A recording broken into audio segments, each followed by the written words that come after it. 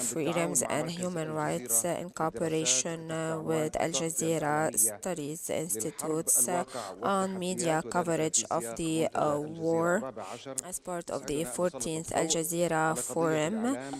It is important to highlight the role of the media under this war, where the media is the eye of decision makers, policy makers, and the public. The media is also the voice of people who are a victim of the bombarding. This session tries to unearth the truth, especially that the warring parties do not wish to expose. How the media, international media, covered the Russian war on Ukraine, the protection of journalists and the media in conflict zones. We will also have some war narratives in the media. Many of the panelists here have been in Ukraine, as I was there as well.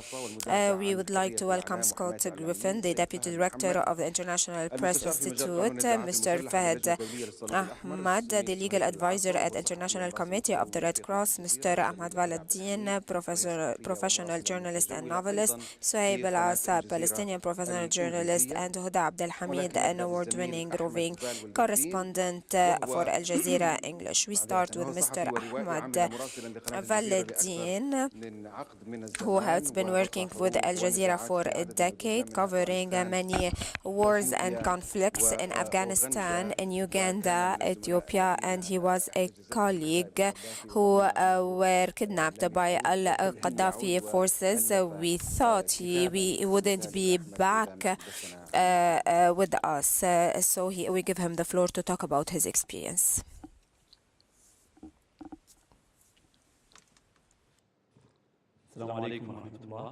Good afternoon. Peace and blessings be upon you.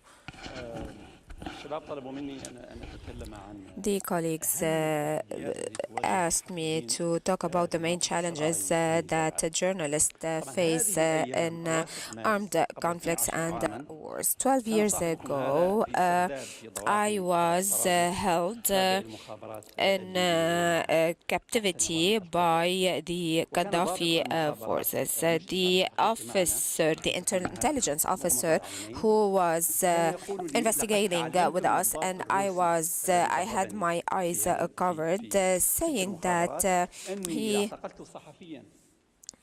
thought that if I kidnap an officer and a journalist, he would start the investigations with the journalists since they would consider them to be more dangerous.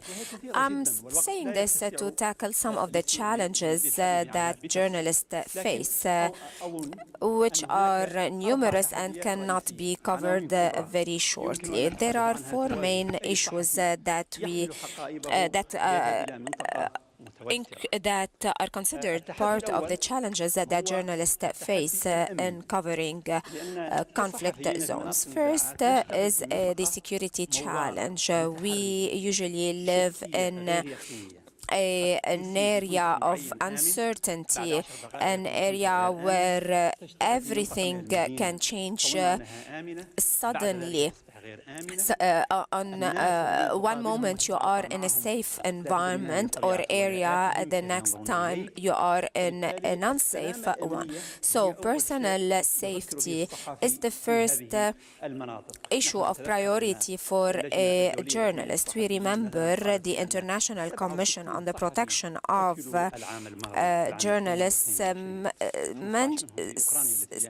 mentioned that 15 out of all the journalists who lost their lives over the last year who died in Ukraine.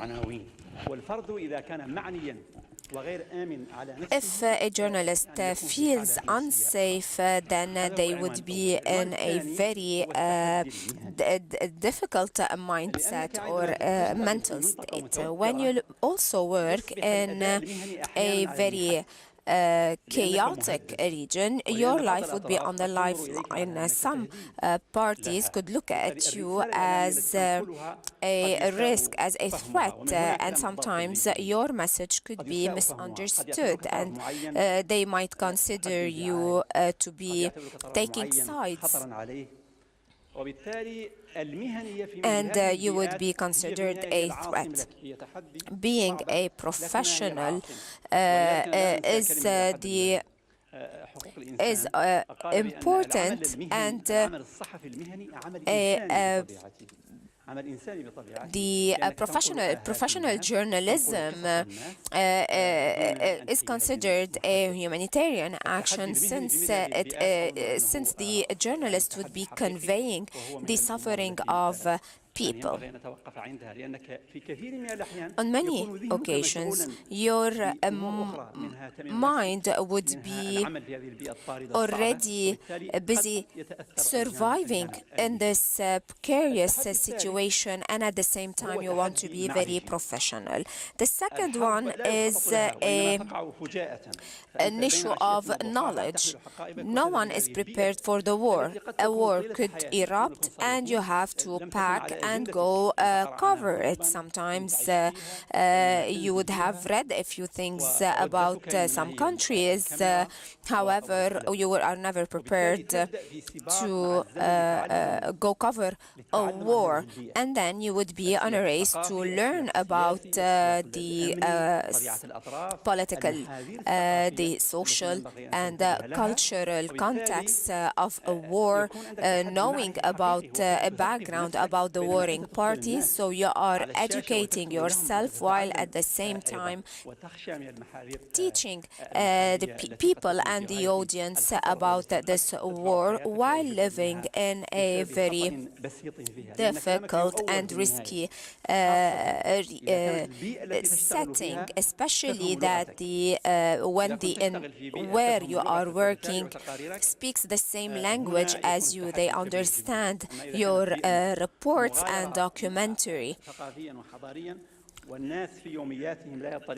If you are covering a war in a zone where you do not speak the language and that people don't have the same culture as yours, it might be more easy for you. Another challenge is sometimes overlooked, yet is very dangerous, which is the emotional and psychological aspect. You are a human being, you have friends, you have family, you have human ties, and then suddenly you find yourself in an environment that is fraught with very tragic stories. You would be seeing tragic images, and you have to convey that to the public. We have shared stories, some of which are very touching,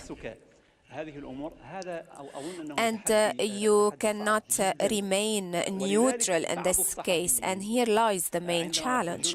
Some journalists, when leaving very difficult and dire settings, they come carrying wounds. They take time to heal.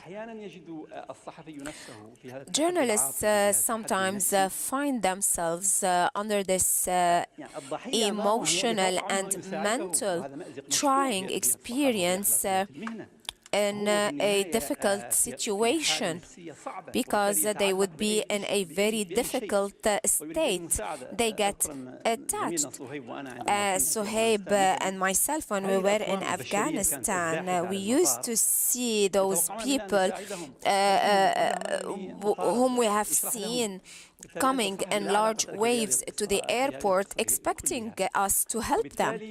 They do not know that we are not involved in this, in what is happening. You are the eyes and ears of people, and this leaves some wounds in your soul.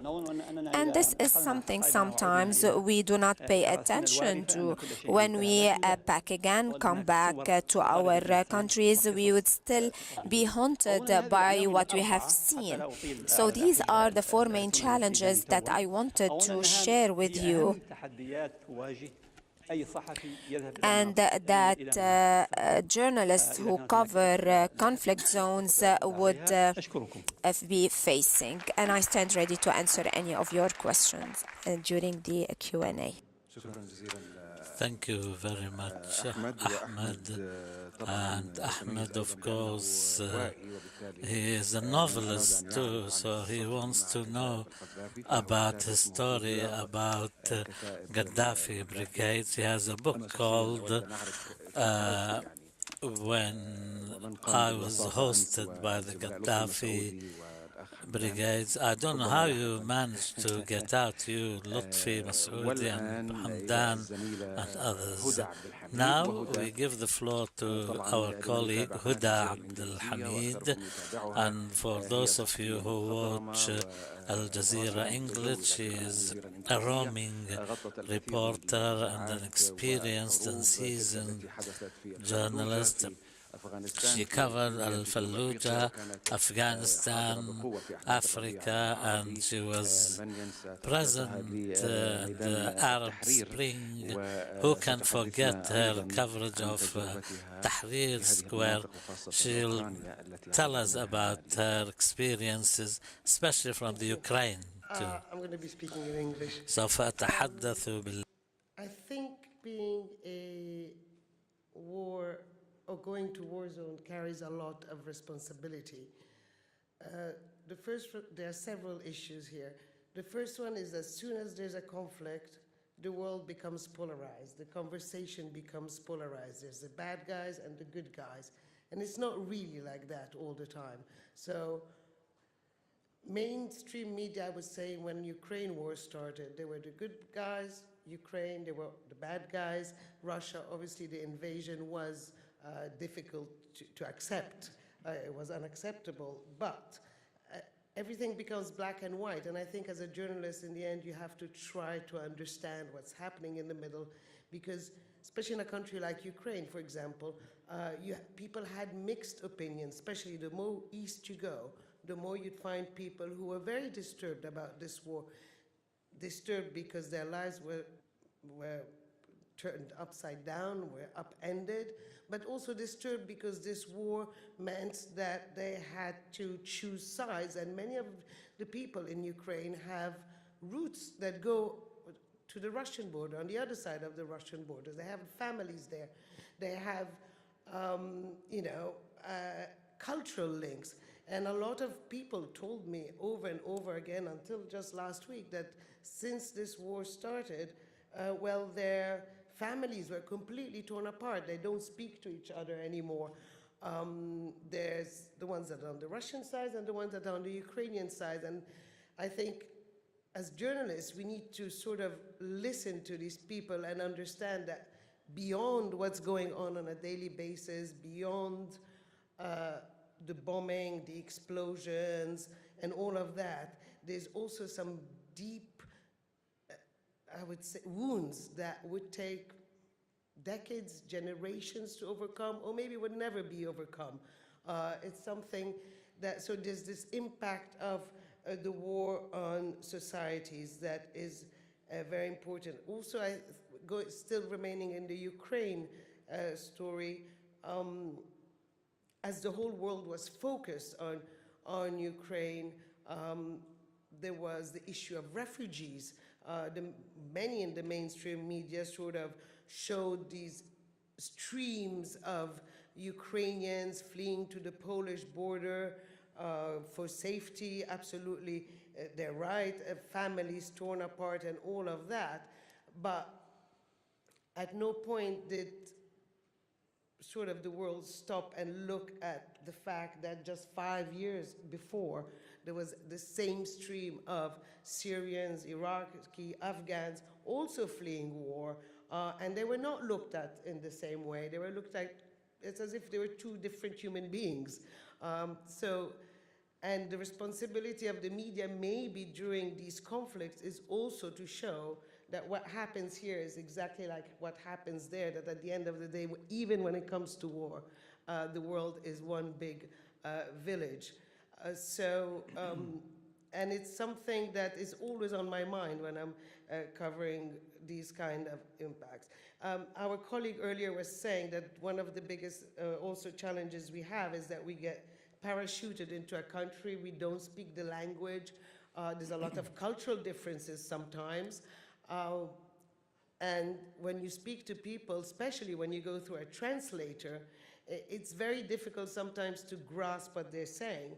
And you also have to sort of, in your mind, say, okay, this is their point of view from their cultural standpoint, from what they live, and not try to give judgment or say, you know, try your personal thoughts, not go into it, because at the end of the day, people have their different way of seeing things.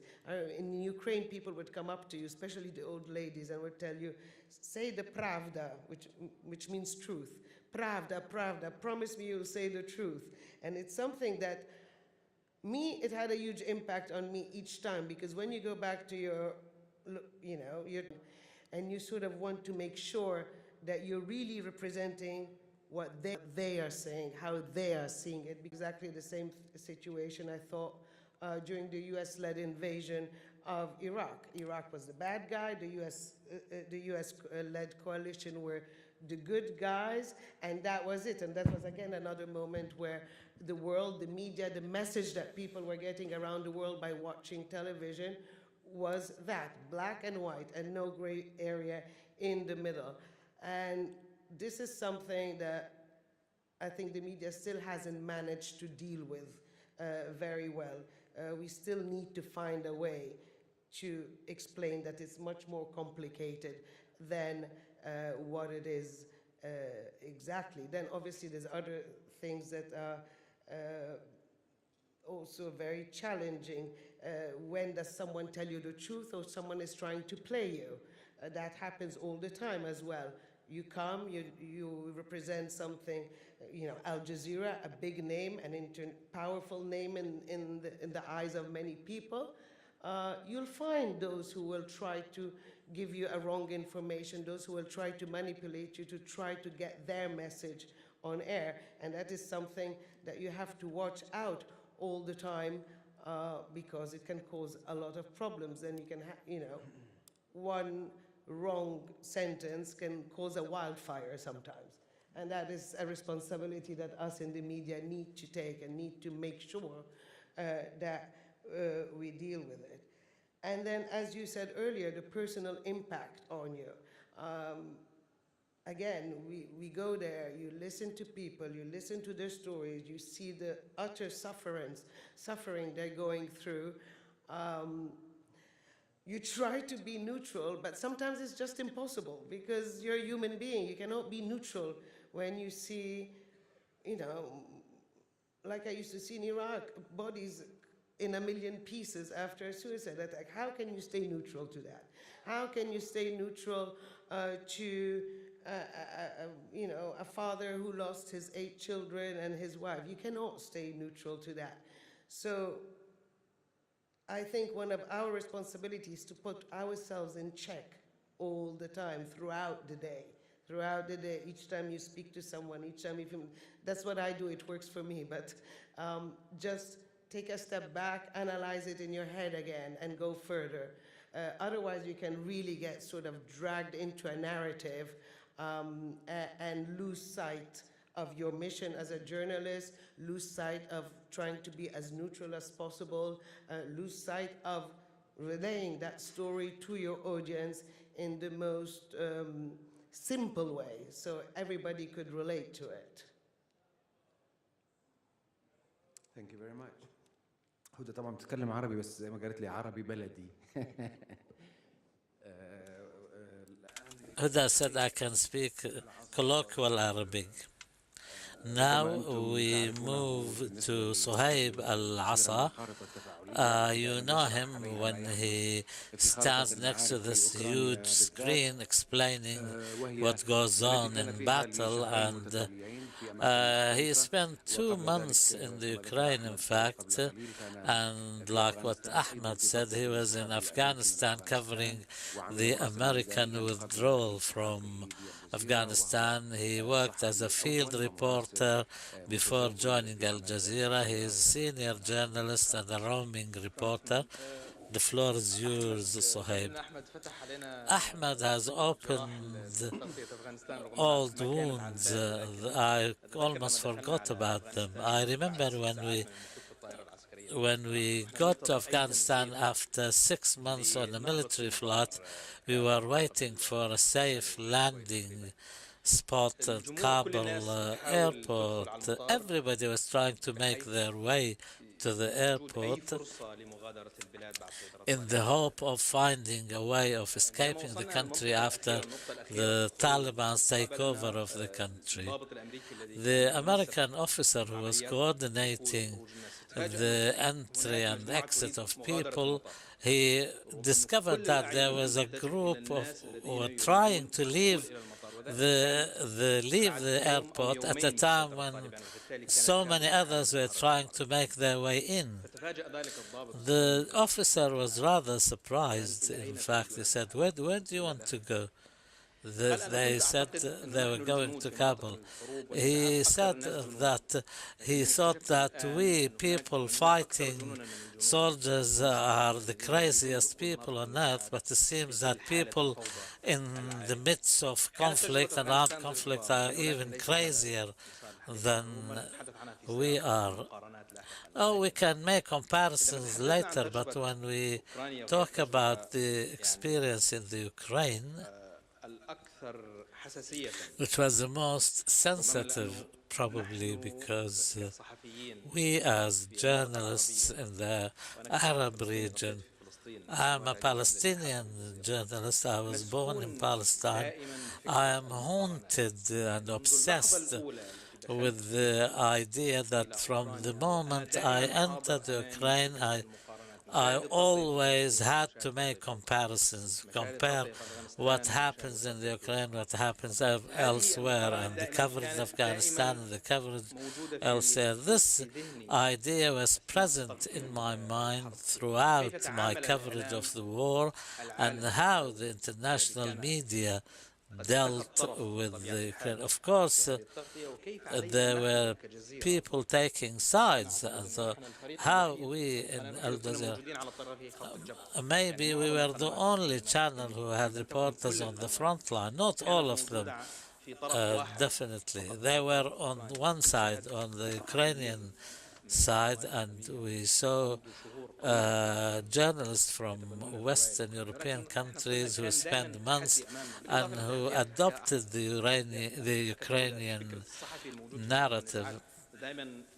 The very idea of journalists in areas of conflict means to a certain extent some confusion, but when you are at a particular spot representing Al Jazeera in a war zone in the Ukraine, you must always believe and you must remember that you represent a media organization which is present on both sides of the front line of the conflict. This, in my opinion, was one of the most formidable challenges I had to face and deal with. Of course, I mean, even when we got into the close military areas, when we got close to the Russian border and we got some checkpoints or close enough to Russian checkpoints, when we entered the areas that the Ukrainian forces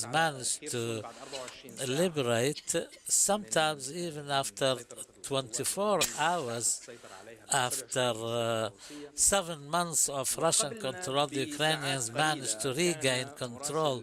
And only hours before, the CNN reporter was there and broke all the legal restrictions and standards he entered there as a victorious, liberating journalist, and he presented this on air as an act of liberation and opened the gate of people to be victorious, euphoric about this historic moment. I'm not here to criticize anybody, but as a journalist, for you to stand in the middle ground between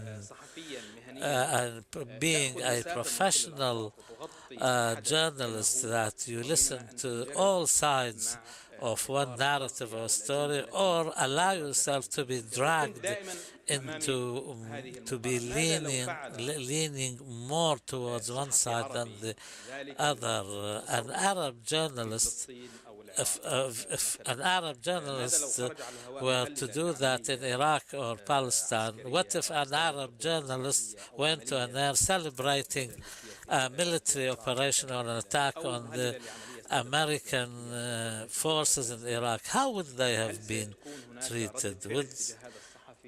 Do you think there would have been a reaction towards this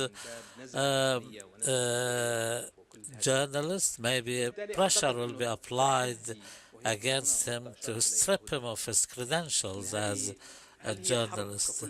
So I think we are right to ask, is this war a war like any other war? Are all people the same? Like Ahmed said, when we are in Afghanistan being live on there, I remember once I was outside an embassy, a lady came to me and with a piece of paper. I was live on air. She wanted me to take the paper from her, which was a photocopy of her passport, take it from her and deliver it to the embassy, the American embassy. There was no way I could convince her that I'm in no position to do that. And there were columns upon columns of people who were there, who were focusing on the issue of refugees. It's the same tragedy, the same suffering, but the Ukrainian cause was dealt with differently than the Ukraine, because no, they are not the same. They are not like any other refugee.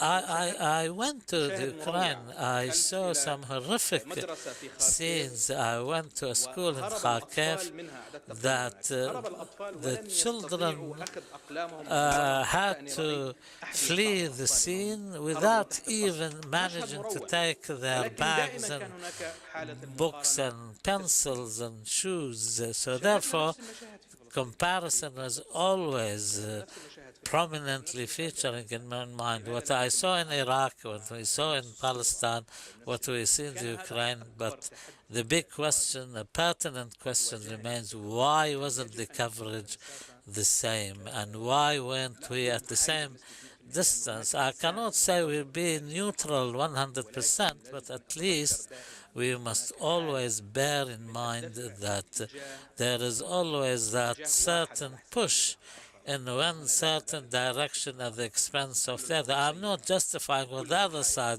is doing. All wars are wars, and they have victims, and people suffer as a result of them. And anybody who suffers a physical or a mental damage is a human being who deserves sympathy. And we are, after all, at the end of the day, we are journalists, and we must always remember that all these people, all these victims, should have a fair share of the coverage. Thank you.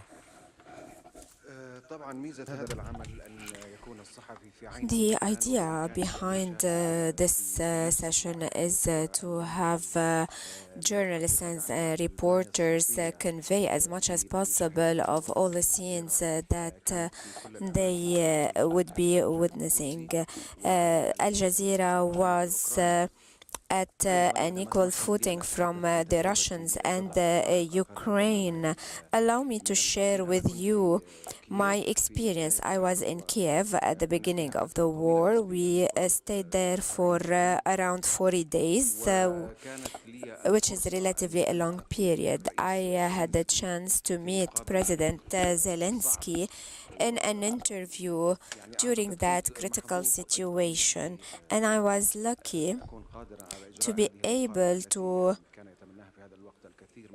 hold this interview with him, and I asked him a question that many people wish to ask him, and the reason is, and I asked him, you were an actor and now you are a president, the president of a republic during a very difficult situation. How do you make the comparison between your work as an actor and a president during a war time?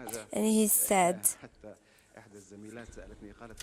and many people wish to ask this question, and one of the colleagues said, did you see him as if playing a role here? He's being like an actor. I believe that the most difficult issue in relation to covering war zones, and I've been to Afghanistan, I've been to Libya, I've been to Ukraine, is the issue of loyalty, because you do not know who supports who. And you'd be surprised sometimes when the authorities, local authorities would change, and you would start seeing that some people whom you consider to be with one camp have turned to become spies.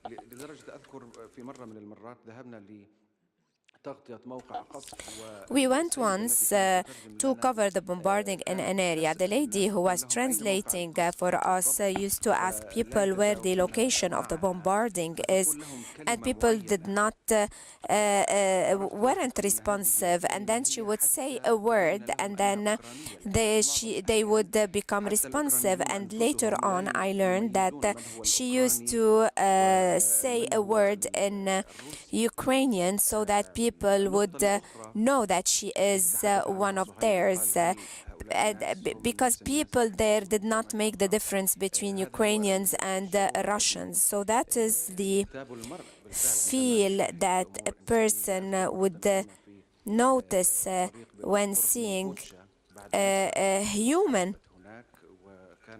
or things that touch us as humans. I was in one of the regions in Ukraine, and I've seen an old lady bursting in tears. And when I asked her about the reason why she was crying, she said she had to bury her mother under the rubble so that she doesn't miss the bus. And this was one of the very difficult times. And another occasion, and I believe Ahmad has already written about this issue, which is that under these, or beneath, and under such suffering and tragedies, you would see some people showing their sense of humor. We once went to a location that was subject to bombarding, and we could see the smoke and fire. The lady whose apartment was bombarded, we asked her what happened. She said, nothing. I was sitting. I had the breakfast on the table, and suddenly the missile hit my apartment. Her friends, and she was cooking the meat, and her friend said, so now the meat is overcooked, and they were laughing. I was surprised to see a person whose house has been destroyed and burned is joking like that. I believe that this could be subject to a study, how people cope with these difficult and trying times.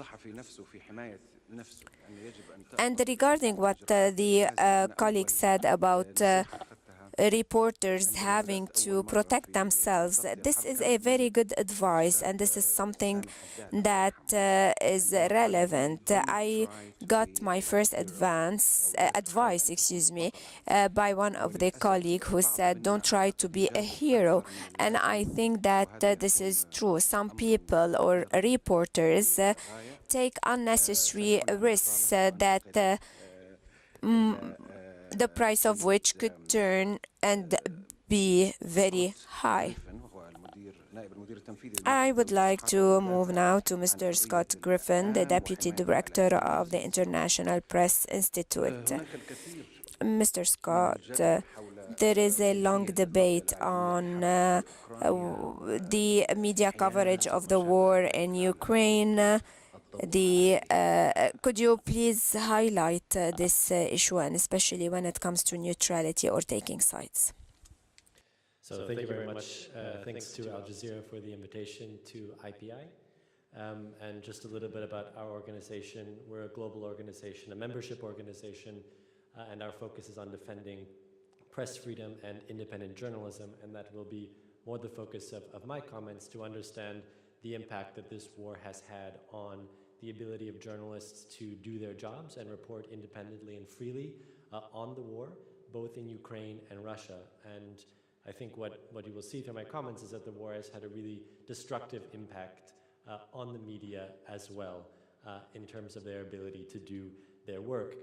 IPI has been studying the impact of the war, of the full-scale war, really, because this has been going on for several years in terms of Russia's attacks on Ukraine, but the full-scale invasion that began last February, and we began monitoring all types of attacks on the press in both countries, ranging from physical attacks to other types of threats, including censorship, arrests and criminal charges against journalists, new types of media legislation that restricts the press's ability to work, restrictions on access to information. All of this we've been documenting in a public database that's available on our website. It's called the IPI Ukraine War Press Freedom Tracker. So it's been about a year since the full-scale invasion began, and we've documented nearly 930 cases of attacks or threats to journalists or journalism working in either Ukraine or Russia. As I said, this includes not only physical attacks, so journalists harmed while covering the war through missile attacks or being on the front line, but also, especially in the case of Russia, censorship and arrests of journalists as well. We are also working to document who is responsible for these attacks, what is the source, and we found that 80% of these attacks or threats can be attributed to Russian authorities or Russian forces, and an additional 10% of cases we don't formally know who is responsible, but this mainly includes cyber attacks of suspected Russian origin, especially on Ukrainian news websites. So this data really underscores that Putin's war against Ukraine is also a war against the press. So I'm going to start by talking a little bit about the impact on journalism in Ukraine, and we've heard a lot about also the situation of international correspondents. So I'll be focusing a little bit more on the situation of Ukrainian media and what they've had to deal with. What we've really found is that journalists in Ukraine, and this goes for international correspondents as well as Ukrainian media, have borne the brunt of the physical brutality of the war, while media in Russia are facing more this type of legal censorship and legal harassment. So in Ukraine, we've documented more than 300 attacks and threats on journalists since the full-scale war start. Most of these are physical or online attacks carried out by Russian forces, and this includes over 100 cases of actually physical attacks or threats to journalist safety. Dozens of journalists covering the war have come under fire from shelling or missile fire, and more than 30 journalists have been wounded in these attacks. I believe it was already referred to, over a dozen journalists have been killed while reporting in Ukraine. We've been able to confirm that 10 of these cases are cases in which journalists were killed while reporting or while doing their work, so a direct connection to their professional duty. And I think we have to underscore that deliberate attacks on the press in times of conflict constitute war crimes, and obviously that is something that we need to work to hold those responsible to account. We've also recorded numerous attacks on Ukrainian media infrastructure, which includes, or actually beginning with the shelling of the Kiev television tower last March, as well as several dozen cyber attacks on Ukrainian news outlets. We also know that media and journalists working in Russian-occupied Ukraine face particularly devastating or challenging circumstances, especially in the first few months after the invasion. We've documented several cases in which journalists were arbitrarily detained, in some cases kidnapped, as well as the numerous forcible closure of Ukrainian media outlets that are working in those regions. We are also, of course, documenting any restrictions by the Ukrainian authorities on the press. This has been a relatively small number. We have a few cases in which the Ukrainian authorities denied access to information or stripped foreign journalists of accreditation. There are also concerns around the new Ukrainian media law, but by and large, most of these attacks are attributed to Russian forces.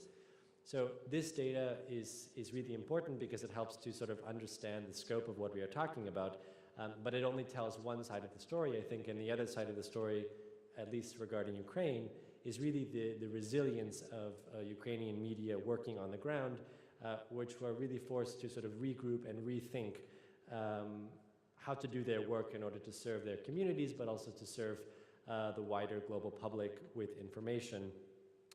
And I think, at the beginning of the war, and as an organization defending press freedom, we were also understanding what was going to happen. Are we going to see a mass exodus from the country of media as we see refugees leaving the country? In fact, that didn't happen in part because of the way that the war, the course that the war took, but most Ukrainian media, most Ukrainian journalists stayed in the country to cover the war, although of course there was a movement from east to west to safer parts of the country. And I think that this leads me into sort of key issues or key challenges that media on the ground face. And as a membership organization, we've been talking to our member journalists working in Ukraine over the past year, and especially last month on the war's anniversary, to understand these challenges. So obviously safety, direct safety is a huge one. The right safety equipment and the right resources to be able to be on the front line. Not all media in Ukraine had this, and they were helped by also, international support, members of the international media community to help supply them with the resources that they need: helmets, armor, bulletproof vests, this type of thing, and of course their own personal safety. And as I said, there was an evacuation of journalists from the eastern part of the country to the west. And the second, of course, is the general war conditions, and this has changed over the course of the war. At the beginning, again, it was more about immediate safety. Last winter, the concerns were more about, for example, how do we keep the lights on? How do we keep the power on in our buildings to continue doing our work, especially as online media, in the context of Russia's shelling of Ukrainian infrastructure. And yes, they were in fact able to continue doing this despite these challenging circumstances. Many media also had to adapt to really the changed reality in terms of what it is that they cover. Just to give an example, we have a member organization which is an investigative news outlet which before the war was focused on reporting corruption in Ukraine on the part of Ukrainian authorities. And when the war broke out, they had to understand how do we best use our resources, and for them it was, we're going to put our skills to use documenting and investigating Russian war crimes.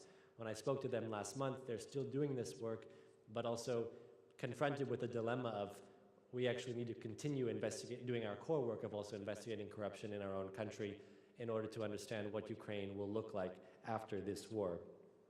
Another key issue, of course, is the collapse of the business model for many media working in Ukraine. I think that doesn't come as a surprise. After the war began, the economic market changed, the advertising market collapsed, and many media were left without previous sources of revenue, and that is obviously an enormous challenge for them to continue doing their work and paying their staff. Fortunately, there was international assistance flowing in, again, also from, for example, members of the IPI network from other parts of the world. And I think this was also alluded to, but this issue of closeness, psychological closeness and emotional closeness to the war. And I think it's even different if you're an international correspondent coming in, and if you are a journalist on the ground, a Ukrainian journalist who is trying to, continue that journalistic role of reporting independently and reporting the truth, while also understanding that this is a war that is being, perpetrated against your country, and dealing with these emotions the entire time of seeing, countrymen go off to the war, being killed in battle, and attacks on civilians and civilian infrastructure. So I think that's something as well that is very difficult for media to deal with, but also here, I think they are doing an admirable job, but it is something I think that can't be underestimated. The same, of course, goes for international correspondence, just in a slightly different context, I think. And finally, I think there's this issue of endurance over time, and one of the things that struck me as we spoke to Ukrainian journalists on the anniversary of the war was that, for them, the most difficult time actually is now. Because the initial stages of the war brought with them a lot of adrenaline, which allowed them sort of to jump into this work. And I'm just going to read quickly a quote from one of our members, the editor-in-chief of the Kiev Independent, who was explaining, quote, "Perhaps counterintuitively, the hardest times of the war were not those first days and weeks. Actually now," she's referring to this month, "it's harder in a way for many of us. As tragic and traumatizing as those first days were, they were almost energizing in a way because everything was so new and so normal. We were getting so much attention from the world, and this helped us get through. Now we know that it's not a sprint, it's a marathon." So many media are dealing with this issue of how do we continue with this really difficult job of reporting these really difficult issues as the world's attention also naturally fades, as the news cycle changes. And yet these horrible things are continuing to happen. These are human beings that also get tired. And they also said that, they told us, we are tired, but we will continue to do our work to cover this war until the end. So this is very much the story of resilience. I want to speak very briefly also about the situation of Russian media, because we've also been monitoring the situation inside of Russia. And here we have a different story, which is less about physical attacks and physical pressure, but more about state repression. And from the beginning, restrictive legislation was introduced in Russia, prohibiting media, and this is the most famous example, from using terms like war, invasion, or even front, and requiring media to refer to the war as a special military operation. On the very first day of the full-scale invasion, Russia's internet regulator ordered media to only use information and data from official sources or face fines, and a whole slew of new laws were passed to punish spreading fake news about the Russian army, discredit the armed forces, or calling upon foreign powers to sanction Russia. Authorities also mobilized foreign agent laws and regulations which already existed, but that was accelerated. So just a few quick facts. We documented over 600 violations or attacks on journalists in Russia since the start of the full-scale invasion. Most of these are acts of censorship and regulation. We documented nearly 200 cases of news websites being blocked, around 120 administrative measures, so publication bans, takedown orders, fines, and around 160 cases in which journalists were detained or charged for their reporting on the war, mostly for covering protests against the war that took place at the beginning inside Russia. Most independent media have been declared foreign agents and exiled from the country, and now we also see that some media are being declared undesirable organizations, which has an even stronger impact. It means that anyone inside Russia who is in any way coordinating with the media outlet or even liking or sharing their content can face jail time. Most of Russia's most well-known independent media, as I said, have left the country, including Dozh, TV Rain, or Novaya Gazeta. And these media also face serious challenges, and I'll just mention them very briefly. Obviously, the financing of their operations is a major one. Their business model has collapsed as well. Their ability to continue reporting on the news inside Russia using their sources, the situation is becoming more and more dangerous for their sources as well, and their ability to reach the Russian public. This is their audience. It's not the international community. It's the Russian public. Although most of these media are blocked from inside Russia, they are still accessible via VPN, for example.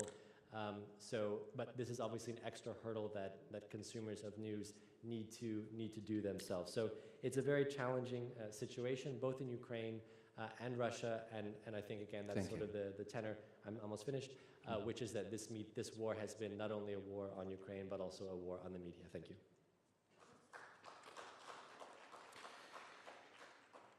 نعم والصحفيون عموما يتعرضون Yes, and journalists are facing a lot of harassment, not in this war, but elsewhere. We remember what happened with our colleague, the late Shireen Abi Aqla. Yesterday, there was a heavy bombardment close to the position where our colleague Hassan Masoud was in the vicinity of Bakhmut, and something happened when we were live on air talking about that in this wars there is no safe place. Wherever we go, there is something that can happen. And I remember when we were near a parking lot that was an empty space. For that reason, we chose that space. We went there, we were live on air, and suddenly shells started landing near us, and we were not used to that. We were talking about the loud explosions that we used to hear nearby. This time around, it was right where we were, very close in the vicinity, and a person was killed only a few yards away from where I was standing. And this makes one realize that sometimes you can be close, but not close enough. But when you're there and you see someone actually being killed as a result of a shell, you realize that there is no such thing as a safe place in a war zone. Of course, there is the responsibility that the journalists themselves should bear and their organizations. Fahad, please, you will tell us about the legal side of this, and if there is such a place that respects these legal considerations. Thank you very much. Shukran jazilan. You are an advisor in armed conflict with the International Red Cross. Ladies and gentlemen, it's a great pleasure for me to be here in Doha with you today, and I would like to express my sincere thanks to Al Jazeera Network for inviting me here. The organization that I'm representing here today is the International Committee of the Red Cross, an organization that was established 160 years ago. The organization has been working with neutrality, with independence, and these are our fundamental principles. What this organization has been doing in a very neutral space is providing succor to people who are affected by armed conflict, either by providing assistance and protection. And all the stories that our friends from Al Jazeera told us today resonate with me and my colleagues who've spent days at end on the front line working with affected communities. If you will allow me to contextualize my intervention, the ICRC follows the principles of neutrality and impartiality, which means that we don't take sides and we stay non-political in a conflict. That we provide support to the population, not because of which side they belong to, but only based on their needs. We work with parties to the armed conflict and have a bilateral and confidential dialogue with them. This means that we are not part of any human rights reporting mechanisms. The dialogue allows us to have access to areas where conflict-affected populations reside, and more often than not, we are the only ones present in those areas. Let me come back to the question at hand and look at the intersection between humanitarianism and journalism. This intersection cannot be overstated, particularly in conflict situations, where the media plays a critical role, as we heard this a few minutes ago, in providing accurate and timely information to the public. In some of the cases, this means risking personal danger and sacrifice. Trustworthy media is instrumental in protecting civilians, raising the international community's awareness of the horrors and realities of conflict, and uncovering violations of international humanitarian law. In recent times, the media has generated tremendous amounts of coverage of the humanitarian crisis in Ukraine, igniting a debate on the ongoing reporting from major international media outlets that victims of some nations are deserving of empathy and sympathy more than victims of other conflicts. It is my humble submission that this underlines the critical role that media outlets play in promoting a unified humanitarian identity, where all human suffering deserves compassionate stories. Together with journalists, we must continue to shed light on the stories of people enduring humanitarian consequences in the Sahel, in the Horn of Africa, in Yemen, in Afghanistan, and in Syria. Media outlets must provide a platform for all those affected by conflicts. While there is a military battlefield, there's also the media front, where the stark darkness of conflict must be conveyed to mobilize public attention and support. Journalists have a crucial mission in serving the public interest by going to places where others do not. They interview people, they bring out the truth, they verify facts, they disseminate news. In some instances, journalists covering conflicts have also helped courts obtain crucial evidence. Their work can therefore establish accountability and foster international solidarity.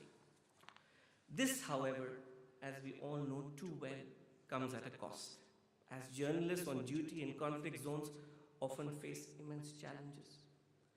For these reasons, journalists covering conflicts are afforded protection under international humanitarian law.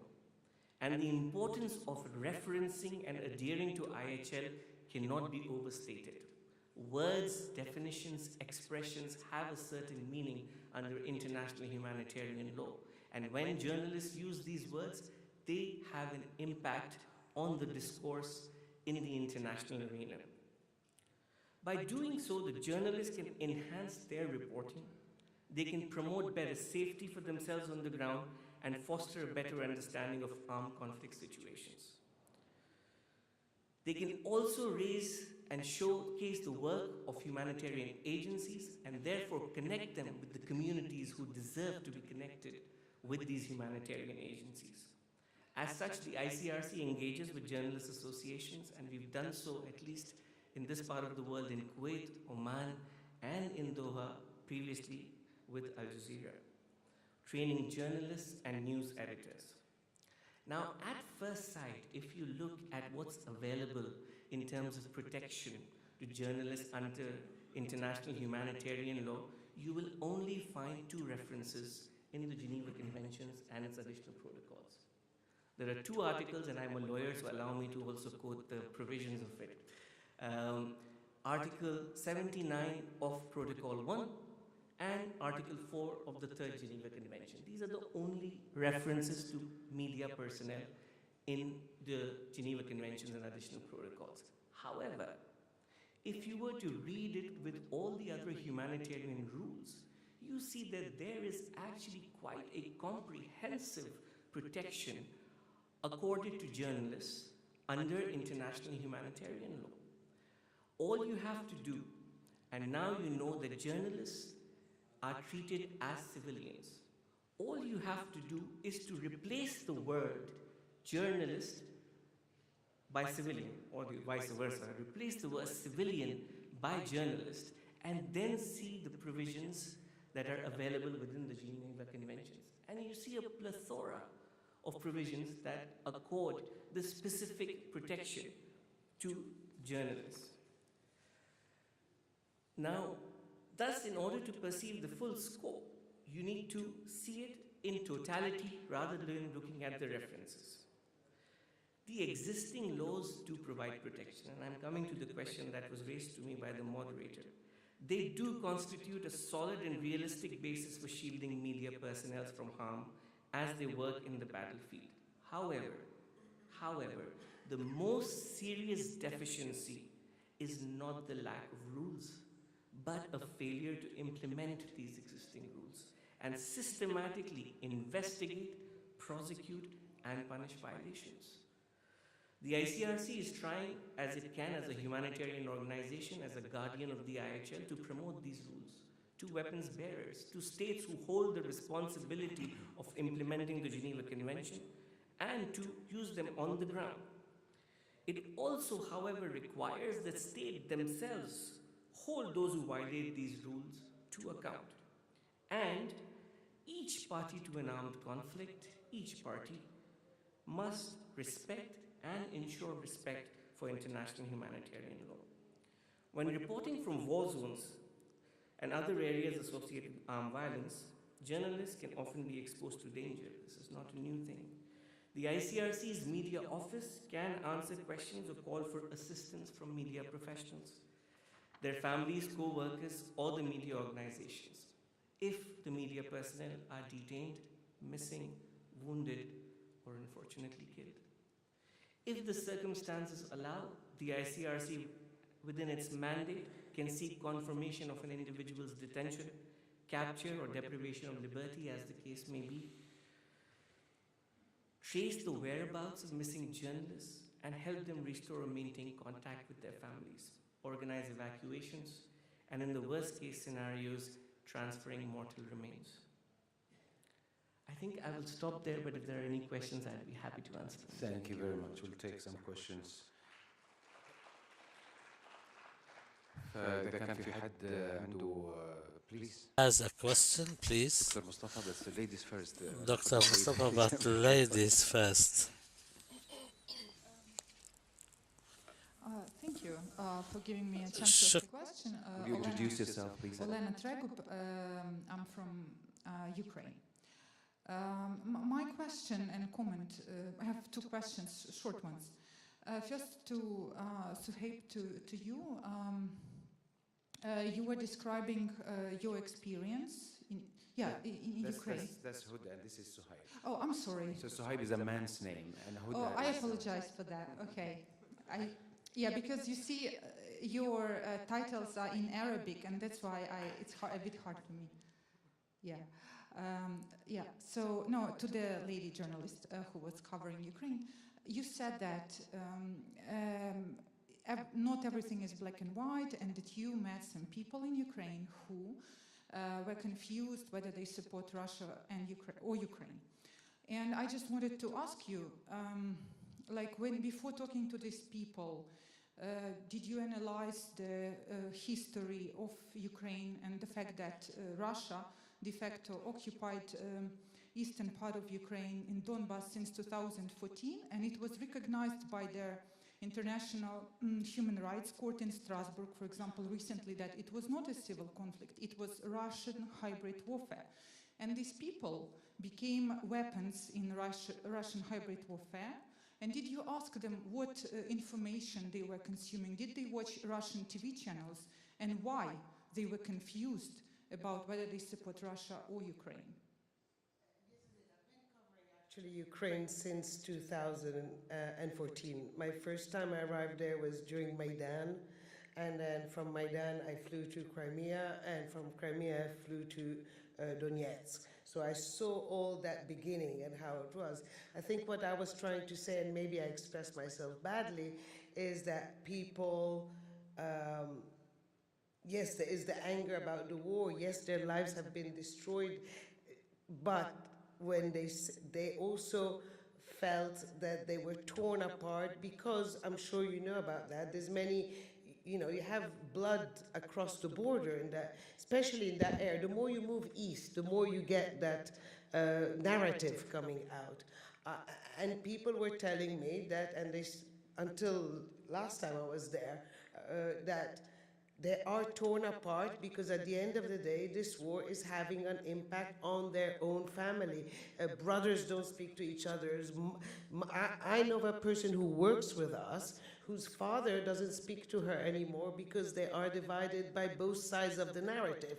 So it is very difficult for these people. They say, she's obviously on the Ukrainian side, this person I'm talking about, but she is torn apart. She says that when she's alone, in the evening with her own thoughts, She lost her father and relationship with her father because of this war. I heard that over and over again. I remember when, Ukraine had this very successful counteroffensive in the Kharkiv region. We went to Balaklia, Izium, Kupiansk, and all that area.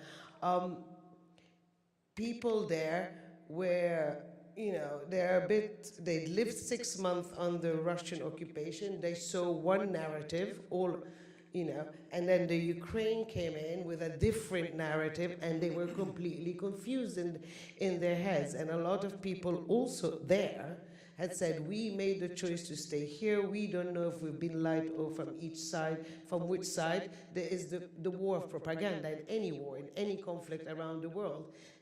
It has an impact on people, and these people in the end had lived family torn apart, friendships of a lifetime gone, vanished. All this has a huge impact. I'm not saying Ukraine is, in the wrong or in the right. I'm just saying the impact of what the conflict has on people at a micro level. It can be devastating, and it can have an impact for generations. This is all what I was trying to say. Thank you. And I have a short second question. No doubt there will be impact for generations. But yet, I think that when you say Ukrainian and Russian narrative, it's, the Ukrainian Russian propaganda made these people believe that people from Kiev would come and kill them for speaking Ukrainian language. It was fake, it was disinformation. Absolutely. It's not true. Absolutely, I agree with you. These are not two equal narratives. No, I agree with you, but there are people who become victim of that. That's correct. That's all I'm trying to say. I agree with you on that. And my comment, Scott, I'm a member of the board of Hromadske Television, a Ukrainian online broadcaster. And what I want to say to you, international journalists, media professionals, that in my opinion, Ukrainian journalists right now are really heroes. I see how they work. It's super difficult. Now, like our outlet, they had to look for office underground, and they sit underground whole day long, don't see sunlight, working in these conditions, afraid to be bombed essentially, and many journalists are women, they have children, their children cannot go to school, and you are very right that this is 1 year of this existence, and this is the most difficult time, so I call you all to think how you can support Ukrainian media. We have very good, vibrant media, and they are delivering truth about the war, and we should all support them somehow and think about it. Thank you. Thank you. Dr. Mustafa.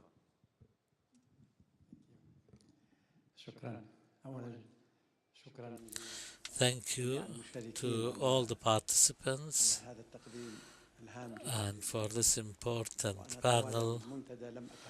I did not speak throughout this forum because we were discussing things that looked a bit far away from us, but now what we're talking about is close to me because it touches our journalists and our work and our dear colleagues who go to front lines and battlefronts to convey what they hear and what they say. I did not say the truth because the truth is a very dangerous term, and I noticed how Ms. Huda and other colleagues here used the word truth. I think the journalist, a reporter who covers from the field, his job is not to present the truth, but to present the facts. It comes after we collect all facts. When we manage to collect the facts and what is linked to them of information, we can find a certain formula to present the truth, and maybe from different angles, and we allow our audience to know this truth from different angles to form their own opinion. And this is what distinguishes Al Jazeera. When our colleague was talking about the journalists whom he has met in the Ukraine, and they were repeating the Western narrative, and they were basing their work as if it's like there's a festival of celebration or euphoria. I'm not saying they were doing what they were asked to do, but what has certain entities managed to frame, the framing of the whole conflict in a certain way, so their position emanates from this framing. The advantage of Al Jazeera, who is supposed to be there regardless of the presence of others, is to break this context and establish another context which can be different or similar. It doesn't have to be necessarily different, but it has to be a kind of a framing which can be convincing based in different points of view, based on a real understanding of the reality and the facts in order to reach the truth. This approach by Al Jazeera has made many people resort to Al Jazeera at times of major conflicts because they realize that other major media outlets do not respect this principle. For this reason, about a week ago, the UN Secretary General Guterres was here in Doha. Unfortunately, I couldn't meet him because I was ill. But they told me that when he wants to know what's happening in the world, his mobile phone, he uses his mobile phone to watch Al Jazeera, and this is known about many people, ordinary people and high-ranking officials. This is one point.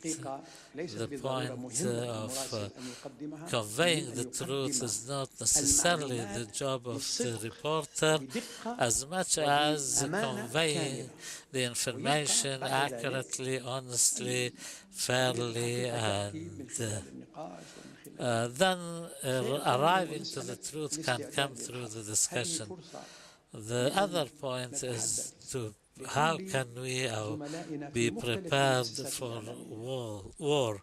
Maybe we should invite all our colleagues in all other media organizations to train their journalists to how to do their job in hotspots and areas of armed conflict and wars. This is what Al Jazeera has been doing for some time now. We train these journalists so that they understand the meaning of war and how they can deal with any unexpected surprises or events like choosing a safe place which sometimes turn out to be not so safe. In wars there are no such things as safe places. Maybe some are more safer than others, but the most important thing that I remembered our late colleague Sami Haddad. Don't try to be a hero, because some journalists want to do that, but unfortunately they pay heavily for that. We in Al Jazeera, we say, your life is more important than any scoop, any coverage. Your life is the most important. No matter how important the story you are going to convey, your life remains more important. And this is what every Jazeera member of staff should always bear that in mind, so that they can make sure to come back safely, because, my dear colleagues, your lives are more important than any story. Thank you, Dr. Mustafa. When I said the truth, I said as much as possible. I qualified that when I see a fire waging, then that is a fact. But who started it, that's another story. Okay, Dr. Raji. شكرا جزيلا لكل الزملاء على ما قدموه. أبدأ I would like to بالسادة thank the colleagues. هو ذكر أربع Dr. تحديات منها التحدي الأمني Valentin, والتحدي you المهني mentioned والتحدي the المعرفي professional, the mental, emotional, and the safety challenges, and we can add the humanitarian one, which could fall under the professional challenge. أيضا مهم جدا في التغطية. The humanitarian side is an important challenge in addition to the geopolitical challenge, especially nowadays. This is something to bear in mind in conflicts. My question to Mr. Ahmad Fall: what is the impact of the humanitarian challenges on the professional one? Mrs. Huda said that there is some polarization, that reporters could be affected, in especially the polarization when it comes to the narratives. The coverage of an incident, does it also feed polarization? When there is a focus by one media on a specific incident, this would lead to polarization. As well, we heard about Mr. Suhaib when he talked about the framing, which is a framing, which is the comparison that you talked about, and it could lead to an impartiality in the way you convey events. Thank you, everyone, for enriching this debate. I have a deeper question, which is to what extent the humanitarian challenges affect the professional one. I believe that humanitarian aspect is huge. You are a human being. You are flesh and blood. You have feelings.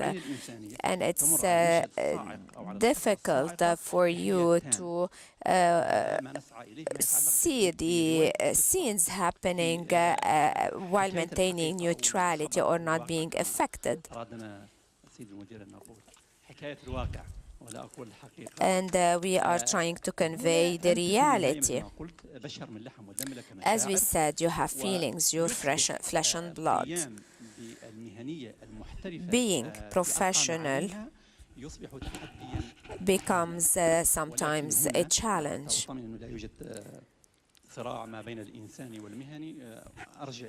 And allow me here to go back to what I said. It's a quote that I said, which is that the work of reporters and journalists is a lofty humanitarian activity, because you try to relay and convey the events by being neutral and professional as much as possible and convey all the facts. Mrs. Huda. السؤال كان ليا أنا؟ عن الاستقطاب. Polarization. So if I understood the question well, it's about whether there's polarization in coverage. Is that it? Okay. I think at a global level, there is in media sometimes polarization in coverage. We've seen that, again, going back to the Ukraine war. We've seen that. We see that in the Palestinian conflict on a daily basis for the last decades. We've seen that in the US-led invasion. Now, I do think that at our level in the field, I wouldn't say it is polarization. Dr. Mustafa was talking about facts. I use the word truth, but in the end of the day, when we arrive in the field to cover a story, we look, we listen, and we report what we see and what we hear and what we can confirm as piece of information. Sometimes we keep information out because we simply can't confirm it. We get accused of hiding, but sometimes it takes a bit longer to confirm a piece of information rather than just go on air with it and maybe have to backtrack. So there is polarization of idea. Any kind of conflict, any kind of global issue will bring polarization for sure.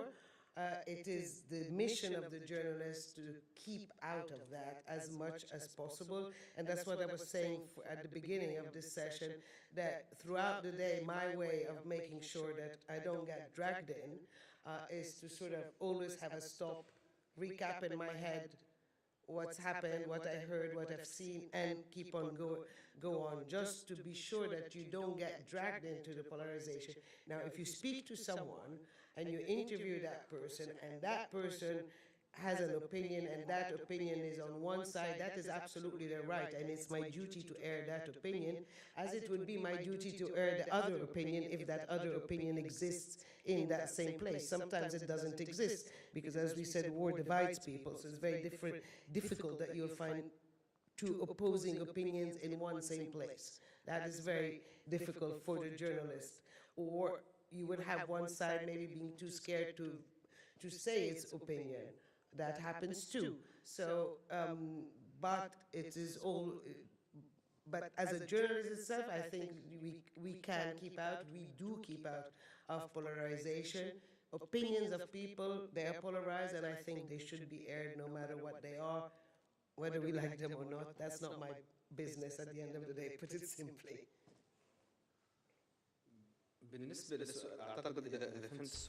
If I understood you well, to what extent the comparison could affect my coverage as a journalist? This is a difficult topic.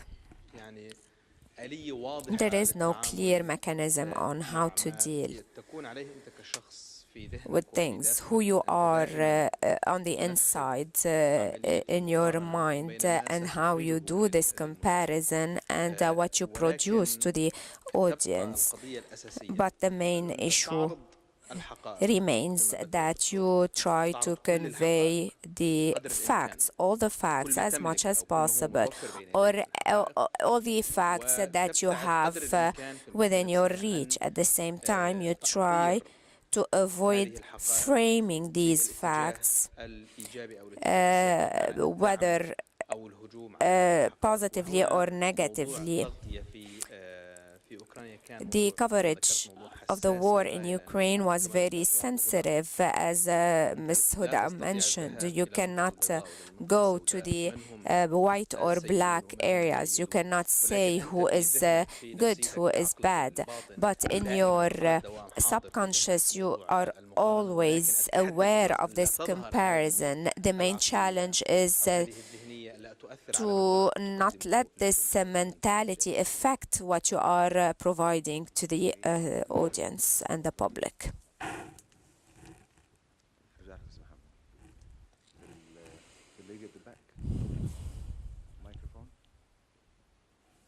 Another round of questions.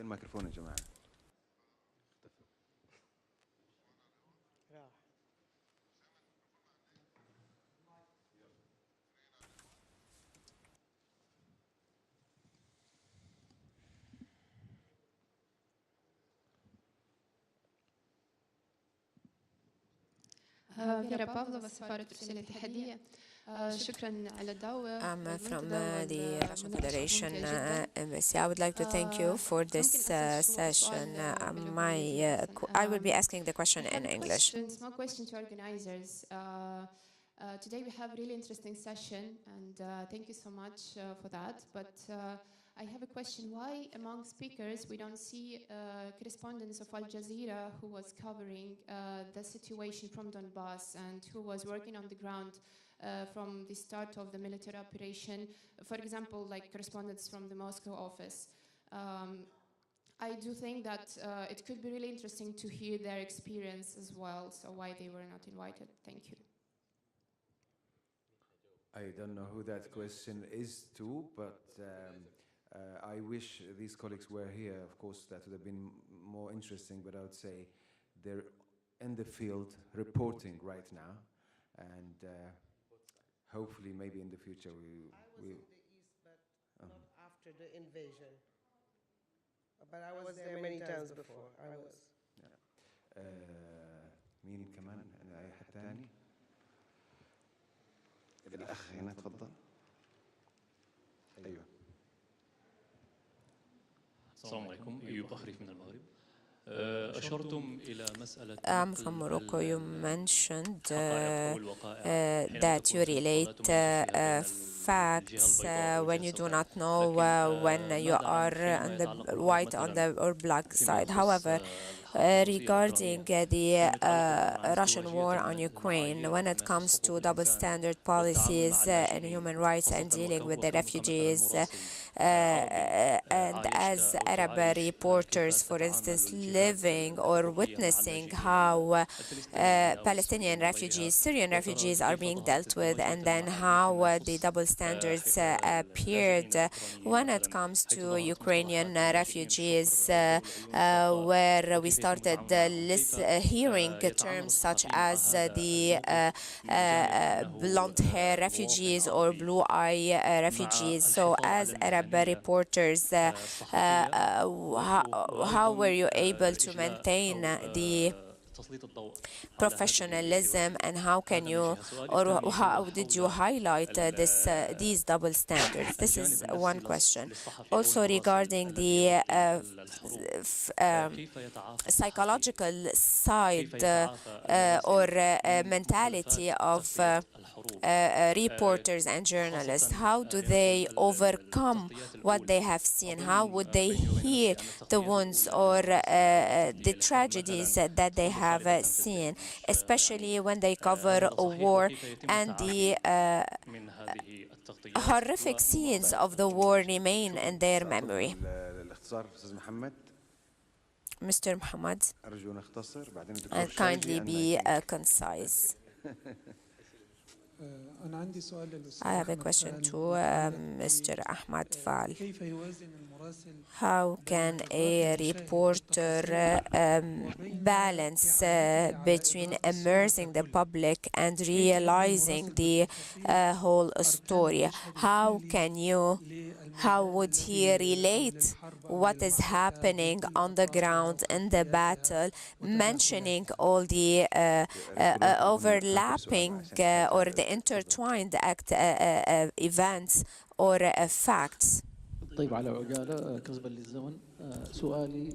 I have a question. To what extent would you benefit, or did you benefit from the training of Al Jazeera on protecting your life, so that people be aware of the training and what you learn about the training and how you would implement it on the ground? One last question.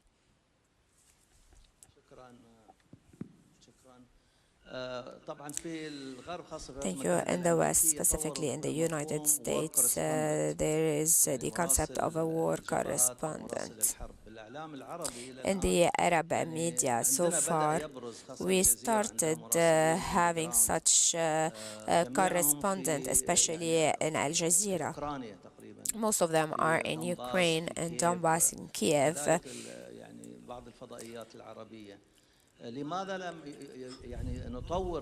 Why in the Arab media we don't develop this concept, the concept of a war correspondent? Sometimes anchors would be sent, and I believe, Othman, you were there at the beginning of the war.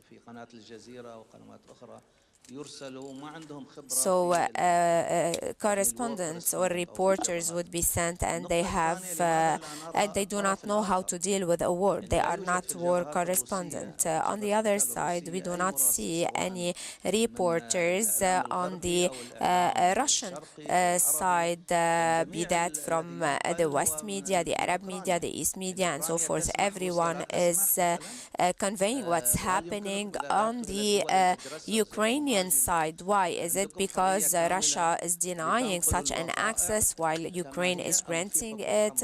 Are there any red lines? Is there anyone who's or any party that would tell you what you can or cannot talk about, for instance, in order not to affect the morale of the invading forces? This was the last question. Regarding the people who go as war correspondents, many people who are present here have a long experience. Personally, I was in Afghanistan. I was also in Yemen. We went into a military tank during one of the operations, and we used to be to get training. So regarding the question about what we can convey and cannot convey, and whether someone would tell us or any party would tell us what to relay, what not, I would say no. We went once in Kiev to a building that was bombarded, and I asked for information to see whether or not the building is residential or military, and I did not get any clear answers. The answer was ambiguous, but so that was what happened, but there was no one or entity that would tell us what to talk about or not talk about. Now, regarding the Russian side, we have some colleagues who broadcast from Moscow, from Donetsk, and other Rania Dredi, Durgami, and many others. So we are always keen on conveying both opinions.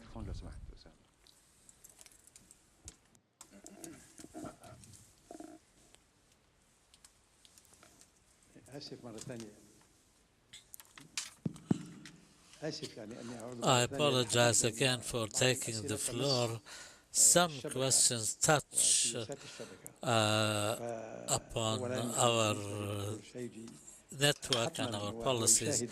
I think Dr. Ashaji, when he watches Al Jazeera, he must have seen our correspondence on the Russian side, similarly on the Ukrainian side. But definitely the numbers in the Ukrainian side are bigger, because the war actually is taking place in the Ukraine, not in Russia.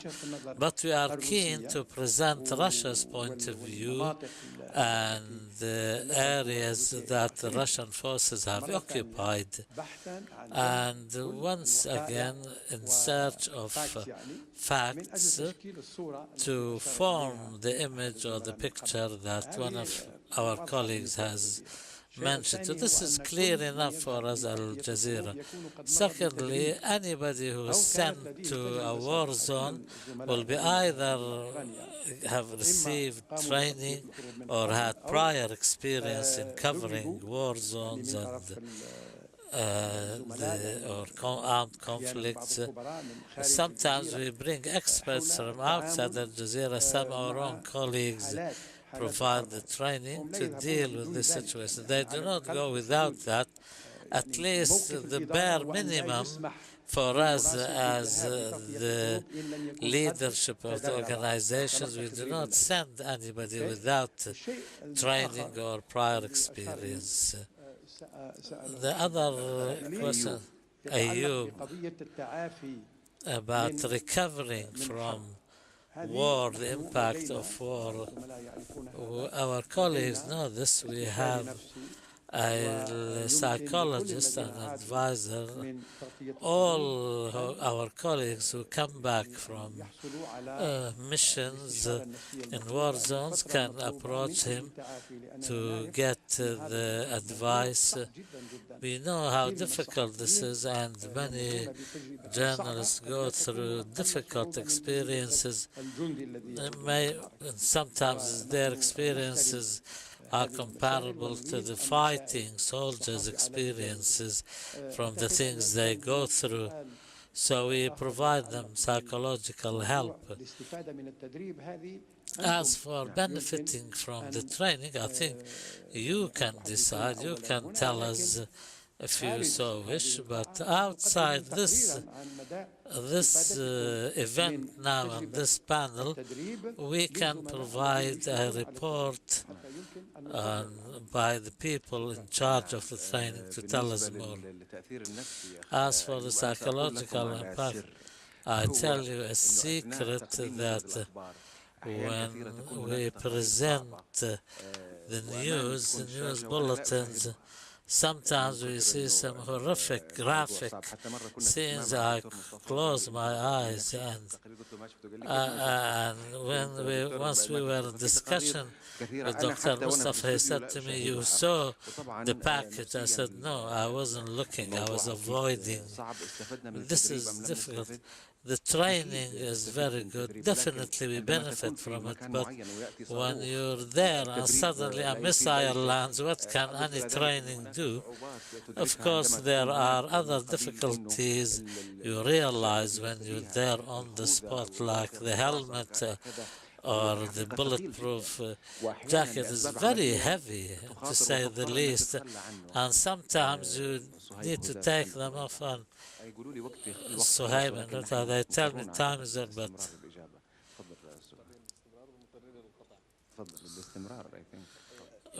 we have to cut off the panel or continue.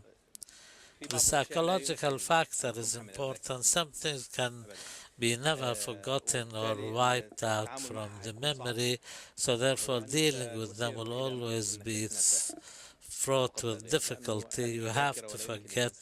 Of course, it's a memory. Anything cast into your memory will remain there, whether you like it or not. Also, the question about comparisons and how journalists deal with refugees. My mission or my job is not to overdo the comparisons or the ideologizing. I do not, for example, swamp the viewer with details or the ideological aspects. There has to be a line that has to be drawn, and I don't want to move from being a journalist into an activist. I say the things I would like people to hear and hide the things I don't want them to hear. Or at the same time, if there is a focus on the refugees, my job is to take a step back and to show people away from what the organizers, for example, whether on the right or the left, want people to see. So this adds to our burden, and sometimes we in Al Jazeera suffer because there are attempts to pressurize us from both sides, and we have to stand at a certain spot whereby we don't lean either way. It's true that there's certain scenes, certain pictures, that certain words you'll never forget, and that sometimes you arrive somewhere and it triggers a memory of somewhere else. And that is very, very difficult to deal with. But I also find myself sometimes becoming numb, and this is very dangerous for a journalist, is that you start comparing in your head, is this war worse than that war? Is the Ukrainian suffering worse than Yemen, for example? There's a war ongoing and very little coverage for reasons we can't reach the country, for other reasons, but it's there. So in my head, sometimes I find myself that I become, kind of blasé, numb for a few minutes, but then I have to pick myself again, say, no. This is this suffering doesn't take away from that suffering, this pain doesn't take away that pain. But I think also maybe the more you grow up, not being so young anymore, the more you find yourself in that situation. So for me, these are the two challenges: to be fully focused on where I am, not comparing in my head, and to, when I get a trigger about another situation, to try to catch myself and stay in the situation where I am. I think these are very big mental challenges for journalists. And even when you come back home, how many times I find myself, I don't know, the door slammed, and I just jumped at home like that. Yeah. And that's what we call PTSD, right? So you have all these things that happen to you all the time, and you have to keep in check with them and find a way to offload as much as you can on a regular basis. Maybe you and I should go to the same therapist he's been talking about. Group therapy, okay, yeah? Group therapy. تفضل. أنا مش عارف بيقولوا لي off time بس we're off time, we finished. لازم نكمل الإجابات. هذا شغال؟ اوكي. يبدو أن كان ممكن تتكلم عن الجانب النفسي لأنه أعتقد أنت مع كتاب القذافي كنت I think you should talk about the psychological aspect. You are in solitary confinement. The recovery we all responded to. The question about when can a correspondent recover after all these calamities? The answer is no, he doesn't recover. Of course, I know of a colleague who went through a certain experience and went to a psychologist after returning from the battlefield. And this differs from one person to another, as our colleagues have said, but the most important thing is to deal with this as a memory, as something which happened in the past. Personally, like what happened with Libya, I dealt with it every time. Every time I met a person, they asked me, how were you arrested? Were you tortured? Please allow me, Ahmed. I remember a colleague who was placed in solitary confinement. There are some people who could not bear being in a five-star hotel in the pandemic. And for example, sometimes they said because they had nothing to do to pass time, they used to read the small print on a tomato paste tube or toothpaste tube or whatever. I remember Ali Izzat Begovich said that when a prisoner will find himself with an abundance of time and narrow places or closed spaces. So therefore, thankfully, I only had to spend 2 weeks or 16 days. I couldn't tell whether it was night or day in a solitary confinement. And of course, it's easy for us. It was only 2 weeks. Others have spent years of their lives. So far as recovery is concerned, for me, I sat down and wrote the story in 250 pages. It was one way of seeking recovery. Maybe I should see the Al Jazeera psychologist to see if I've recovered or not. The question by Mr. Abdel Ati is how to balance between swamping the viewer with details or maintaining the balance of the... Sometimes we do what is called microwave journalism. You get only 2 minutes, or if a package is of 2.5 minutes duration, you're talking about a tragedy, something, an event with historical roots. How can you tell the story in 2.5 minutes? This is one of the perpetual questions. Maybe the Director General should deal with this to give us more time for our packages. Every time I found myself given the opportunity to delve into bigger perspectives or contexts, I don't know anyway how to really to deal with that.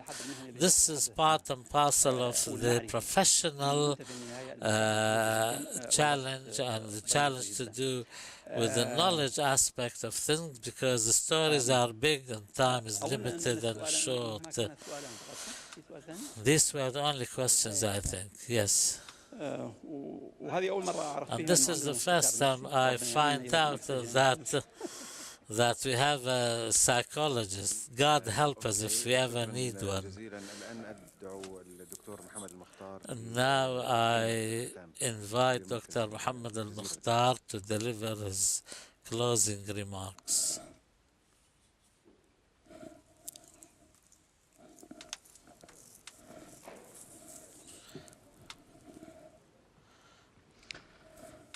In the name of God, most merciful, most compassionate, may the blessings of God be upon you. All praise be to Allah with His blessing and His glory. All our steps are crowned with success. We were hesitating when organizing this event because of the very many apologies we feared that after the pandemic, so much so that people forgot how we used to meet attending such forums. This is a free space. We allow space and freedom, and the only limit here is the person's own ideas. We wanted to move from a dialogue between facts to a dialogue between ideas. Facts will always be there, but ideas enlighten us and expand our horizons. We wanted everybody to be present, everybody who has a cause behind them to be given a reasonable way of representing themselves, because many people apologize at the last minute for reasons some we understand, some we don't, or decide not to attend for reasons we understand or we don't. Yet, despite all of that, we are proud that Al Jazeera Network still offers this opportunity, and we always try to avoid falling into the trap of partiality. We are a think tank. We are a center for research, so our discussions are live and not just mere academic discussions. We do not concern ourselves overduly with facts at the expense of ideas. I thank you for being here, for not apologizing in the last minute. This was the biggest gain for us. Yes, we are recovering from the pandemic, and this is the first major event after the pandemic, but you know how difficult it is for people to get together after such a long time of absence. Normally, we thank everybody. We thank all the participants, all the panelists, all the guests, all the attendees, because we suffered until we managed to do everything. We thank Al Jazeera Network for their help in organizing. We thank the unknown soldiers of our centers, the ones who you see and the ones you cannot see, for working day and night. and leaving their homes, and they are giving up on their comfort. We thank our colleagues who cover this event, especially in what we call the gallery or the control room. We thank our colleagues in the PR department for all the efforts they have exerted in organizing this event. We thank our colleagues, the interpreters. They enabled us to communicate and engage in dialogue. Without them, this couldn't have been possible. Thank you, all the attendees they came and they took part without being bad. And finally, we thank Almighty God for granting us the success, and with His blessing, we have managed to do this. We promise that in future events, we will try to make this forum, I don't know what word to use, maybe we present it in a more comprehensive and bigger picture which conveys what goes on in our hearts and minds. This is a big challenge, but I think we are worthy of giving it a try, and I hope that we have not showed you the kind of shortcomings and defects that left a bad taste in your mouth. We hope that we'll always be at the service of such events. We can never do without your feedback, and I'm saying this until we meet next time. Our best wishes to you all. Thank you. Thank you, Dr. Muhammad Al-Mukhtar.